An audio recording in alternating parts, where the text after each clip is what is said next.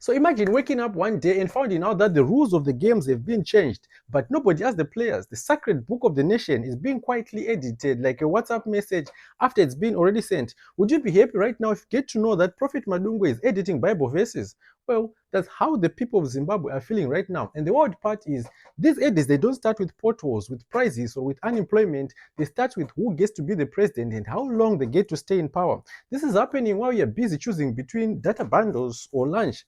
Ladies and gentlemen, who would have thought? Yes, it's happening. The Constitutional Amendment Bill number 3 of 2026 is not a movie. This is Zimbabwe. And if you're new here, I do decode complex topics and share updates on what's happening within Zimbabwe and probably Africa as a whole. Please, if you like this kind of discussions, consider coming back. Okay, for us to understand this new constitutional amendment bill, we need to understand what's being circumcised here. The 2013 constitution, which was created after a period of political crisis and negotiated settlement, the GNU, it was adopted by referendum, meaning citizens directly approved it.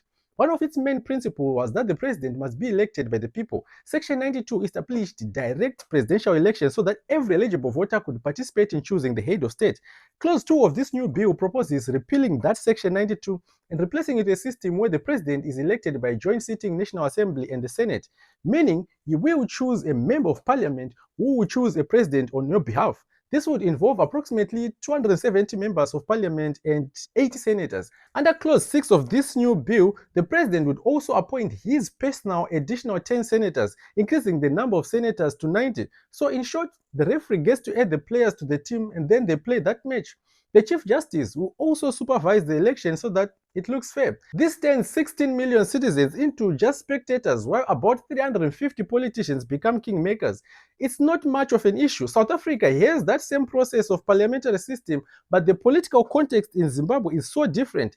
Parliament is currently dominated by one political party, which changes how the system would function in practice. That's number one. And number two, clauses 3, 7, and 8 say something even more spicier. These 5-year terms become 7-year terms. The president and his parliament, everyone gets 2 extra years. And who even decides that?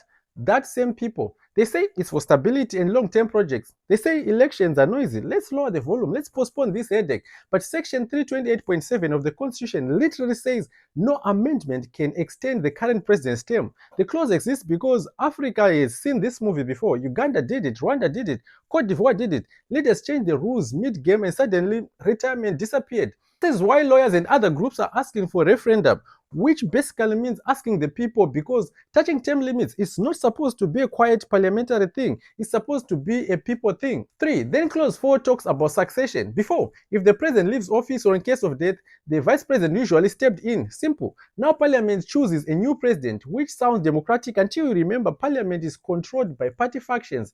This turns successions into political auctions. Who has the most MPs? Who has the most money? Or who has the loudest allies? Right now, this also weakened the current vice president Chiwenga's succession chances because now his position doesn't automatically mean next in line. This isn't just constitutional law, this is also internal ZANU-PF chess. 4. Clauses 12 and 16 move voter registration from the Zimbabwe Electoral Commission to the Registrar-General. Everyone knows that that office is a government office. Voter registry. If you follow politics, you know what happened back in the Mudenda era. The voters roll, it got voters that were older than the constitution itself. Now we are going back there, but with better printers.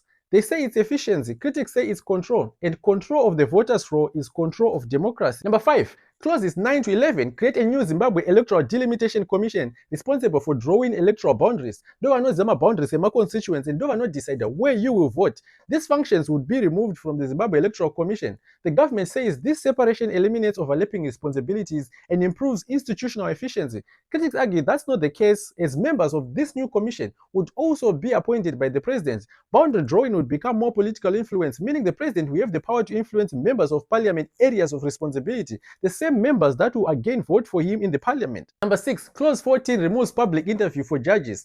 In 2013, they made judges sit in front of cameras and answer questions so people would see who is joining the bench and why. Now it goes back to closed-door consultations.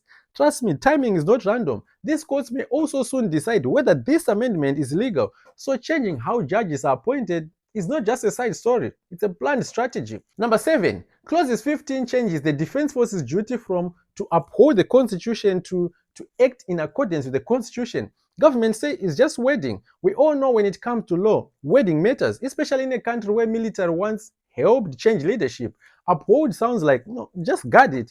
In accordance sounds like, just follow the instructions. And number 8, Clause 17 abolishes the Gender Commission and Peace Reconciliation Commission. Their roles goes to the Human Rights Commission. They say it's just consolidation.